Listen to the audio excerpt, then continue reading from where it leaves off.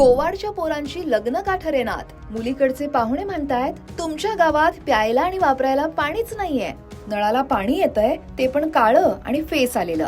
रस्ते गावात एक नंबर बेकार. गावात घाण आणि कचरा दुनियेचा झालाय. गावात अतिक्रमण एवढं आहे चालायचं मुश्किल. अशा गावात पोरगी देऊन काय माझ्या पोरीची वाट लावू काय? हे नेमकं काय आहे असा प्रश्न तुम्हाला पडला असेल ना.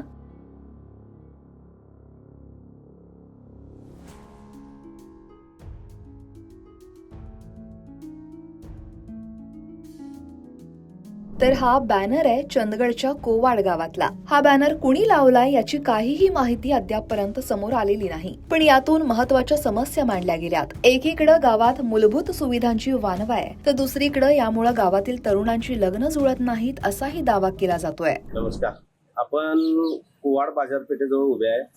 कोवाड म्हणजे चंदगड तालुक्यातील नावाजलेली बाजारपेठ. आता बाजारपेठेत बघितलं तर आपण सामाजिक कार्य करताना कोवाड बाजारपेठेत कोवाड गावात सामाजिक प्रश्न ऐरणीवर आलेले दिसतात. तर गावात पाण्याची सोय नाही. सोय नाही म्हटलं तर अशुद्ध पाणी पुरवठा होतोय. कचऱ्याचं प्रमाण भरपूर झालेलं आहे. कचऱ्याचं नियोजन नाही, सांडपाण्याचं नियोजन नाही.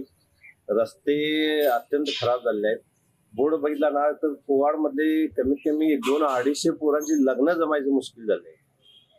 हा प्रश्न तात्काळ प्रशासनाने लक्ष घालून दूर करावा. अन्यथा ज्या पोरांची लग्न होत नाहीत ती पोरं जिल्हा प्रशासनासमोर आल्याशिवाय राहणार नाही. धन्यवाद.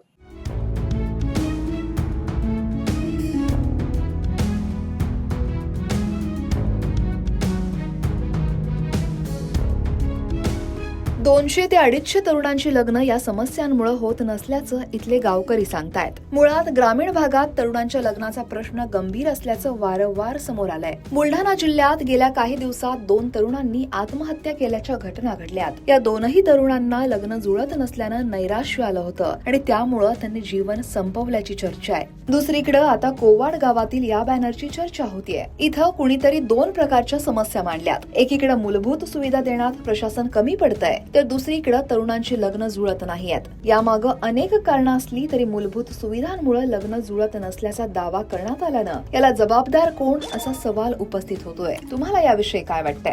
कमेंट नक्की करा आणि लोकमत सबस्क्राईब करायला विसरू नका.